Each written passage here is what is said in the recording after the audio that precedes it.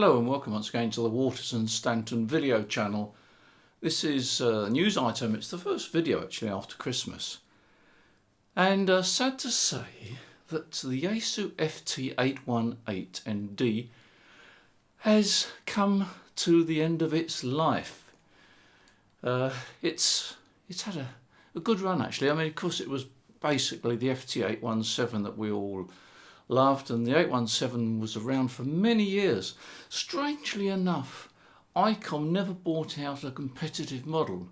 Even though the 817 had been running for quite a few years and was obviously very successful, ICOM never really came out with anything to compete with it, and of course Kenwood didn't either.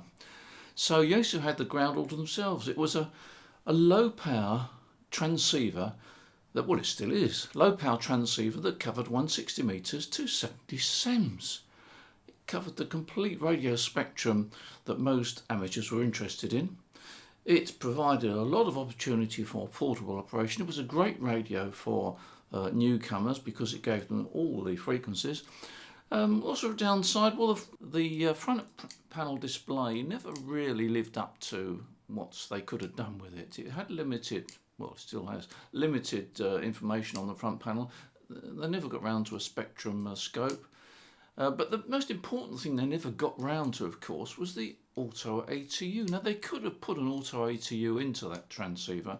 There was room. Ellicraft produced a nice little auto ATU for the KX2 and KX3, and that would have shoehorned easily into the 817, but for whatever reason, Yaesu never did. And that was probably one of the downfalls of that radio for portable operation.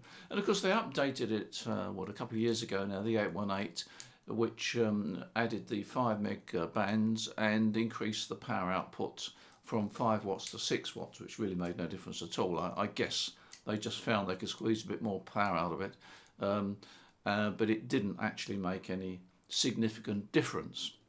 But the interesting thing is the 817 and the 818 possibly are going to be in big demand, because if Yaesu don't replace it, it could be that we won't have anything like it again.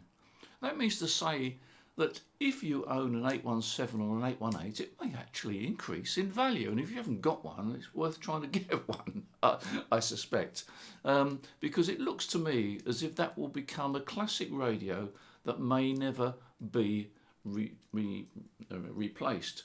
Now, Xiegu have eaten into the market quite heavily with the X6100 and the 5100, I think it was the previous one. They've also eaten into the market with the G90 because Xiegu are coming into the market at the low power level, and that has provided some competition for Yaesu. As I understand it, the reason for the 818 being becoming end of life is because of component availability, and that is quite plausible and quite understandable and not uncommon these days. But it's a sad time really, because I mean the 817 has been around for so long. I have used one. I've never owned one, but I have used one, and my only problem was that I thought the display wasn't particularly wonderful, and I had to keep going into the menu system, and that's where Ellicraft score with the KX2 and KX3. Everything is available from the front panel, well, Xiegu have got a halfway point. They've got a nice menu actually, and you can get into a lot of things very easily, but I always found that the 817 and 818 was not so friendly when it came to that. But it's end of life. The good news is, of course, that there will be new models coming along. I've got no idea what the new models will be.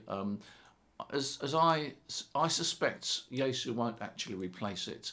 I think that probably there's going to be quite stiff competition in the low power market in the future, and they don't see that area as financially a very attractive area to go. Anyway, I thought it's my duty to let you know this news.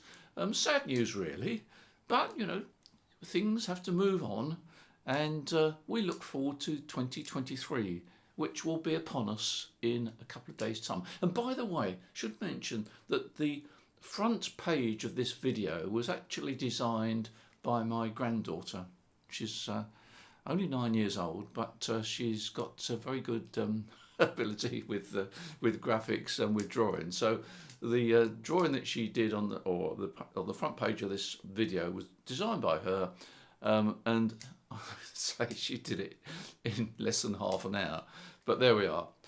We all have our gifts. Drawing is not one for me personally. Anyway, thanks for your support, and the next video almost certainly will be in 2023. Wow. Take care. Enjoy your radio. Bye.